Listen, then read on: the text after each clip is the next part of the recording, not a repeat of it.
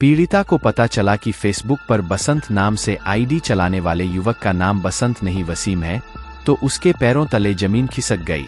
गोरखपुर में लव जिहाद का एक मामला सामने आया है, जहां एक युवती ने अहमदाबाद के रहने वाले व्यापारी पर आरोप लगाया है कि वह मुस्लिम होते हुए धोखे से हिंदू बनकर शादी कर ली और फिर धर्म परिवर्तन का दबाव बनाने लगा। यही नहीं, पीड़िता को ससुराल पक्ष के लोग मारने पीटने लगे और उसे बुरी तरह से प्रताड़ित करने लगे। वह बहुत धनवान और प्रभावशाली व्यक्ति है, इसलिए पीड़िता अपनी जान को बचाने के लिए दर-दर भटक रही है। मिली जानकारी के मुताबिक कुशीनगर के थाना अहिरौली बाजार की रहने वाली रवीना को बसंत नाम का एक फ्रेंड रिक्वेस्ट फेसबुक पर आता है। रवीना उसको एक्सेप्ट कर लेती है और धीरे धीरे उन लोगों में जान पहचान बढ़ने लगती है। वीडियो आगे बढ़ने से पहले आप लोगों से छोटी सी रिक्वेस्ट है, इस वीडियो को लाइक और चैनल को सब्सक्राइब करें। पीड़िता की माने तो आरोपी वसीम अहमदाबाद का रहने वाला है और एक बड़ा व्यापारी है। धीरे धीरे दोनों के बीच प्यार हो गया और दोनों ने मंदिर में शादी कर ली। उसके बाद वो उसे साथ लेकर अहमदाबाद चला गया। शादी के 2 दिन बाद ही जब वसीम घर पर नहीं था तो उसकी पहली बीवी घर पर पहुंचती है और उसको वसीम की पहली पत्नी बताते हुए मारने पीटने लगती है। उसके बाद जब पीड़िता को पता चला कि फेसबुक पर बसंत नाम से आईडी चलाने वाले युवक का नाम बसंत नहीं वसीम है, तो उसके पैरों तले जमीन खिसक गई। साथ ही उसे यह भी जानकारी हुई कि उसके 3 बच्चे भी हैं। यह बात जब वसीम के घर वालों को हुई तो सभी ने पीड़िता को स्वीकारने को मान गए, लेकिन उन्होंने इस्लाम धर्म अपनाने का शर्त रखा, जो पीड़िता को नामंजूर था। पीड़िता ने बताया कि मंदिर में शादी करने के बाद वो कोर्ट मैरिज भी किए थे। उस दौरान उसने लड़की से पहले ही एक सादा पेपर पर साइन करा लिया था, जिसकी भनक किसी को नहीं हुई।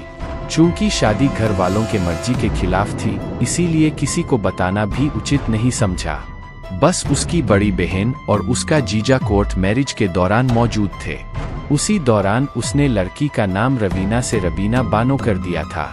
जब इन सबका पीड़िता ने विरोध किया तो वसीम उसे बहला फुसलाकर गोरखपुर ले आया और एक फ्लैट खरीदकर उसके साथ रहने लगा। पीड़िता के अनुसार कुछ दिन बाद जब एक दिन वह घर पर नहीं थी तो वह अपने कुछ साथियों के साथ आया और घर का पूरा सामान लूट कर ले गया। पीड़िता का कहना है कि आरोपी वसीम आलम नबी अहमद अंसारी धोखाधड़ी कर लव जिहाद के मामले में 9 महीने की जेल भी काट कर आया है। वह पहले से ही शादीशुदा और 3 बच्चों का बाप है।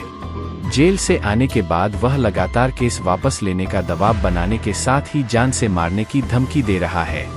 पीड़िता के अनुसार कुछ दिनों तक तो सब कुछ ठीक ठाक चला रहा था, लेकिन धीरे धीरे वसीम और उसके परिवार के लोगों का नजरिया बदलने लगा और मेरे पास साथ मारपीट शुरू कर दिया। वसीम और उसके परिजनों का कहना था कि मैं धर्म परिवर्तन कर लूं, लेकिन मैं इसके लिए तैयार नहीं हुई। इसका विरोध करते हुए मैंने मुख्यमंत्री योगी आदित्यनाथ के जनता दरबार में मुलाकात किया। पुलिस ने वसीम को गिरफ्तार कर लव जिहाद के मामले में जेल भेज दिया था। 9 महीने बाद जब वह जेल से छूटा तो उसने समझौता कर मुझे गुमराह किया। मेरे नाम से एक फ्लैट खरीदकर साथ रहने का वादा हुआ। बाद में वसीम ने मेरे नाम से फ्लैट लेने की बजाय अपने नाम से फ्लैट लिया, लेकिन बिजली का कनेक्शन मेरे नाम पर है। मैं वर्तमान में उसी मकान में रह रही हूँ, लेकिन कुछ दिनों पहले वसीम और उसके साथियों ने मेरी गैर मौजूदगी में घर का सारा सामान लूट लिया और फरार हो गया। इसकी सूचना भी मैंने थाने पर दी है, लेकिन वहां अभी तक कोई सुनवाई नहीं हुई।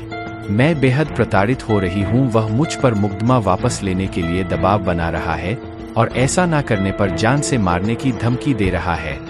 अगर मुझे न्याय नहीं मिला तो मेरे पास जान देने के अलावा और कोई विकल्प नहीं बचेगा।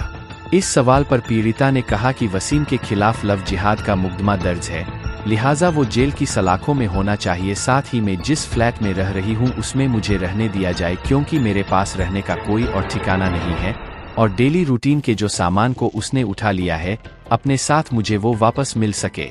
वही पीड़िता का आरोप है कि उसने फ्लैट में उसके गैर मौजूदगी में हुए लूटपाट के मामले पर गुलिया शो ने बताया कि उन्हें किसी प्रकार की कोई शिकायत पत्र नहीं मिली है।